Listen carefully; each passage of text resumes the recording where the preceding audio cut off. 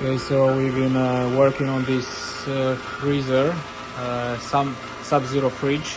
The fridge part was working just fine, the freezer wasn't, and so we found that the compressor is faulty. It was seized compressor, and so here is the one on the left side. We have replaced it, brazed it in, did all the testing. Now we are vacuuming the system, and we are about to hit where we want to be.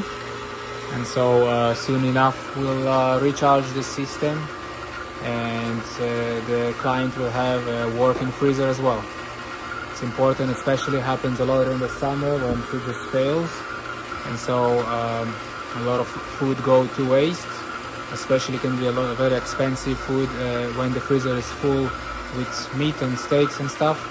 So we'll get this fridge soon enough to be running and cooling again, just like new. The fridge part was fine, so we didn't have to do anything on that. So we're just about to finish here. We're gonna reach just below 400 and we'll recharge the system.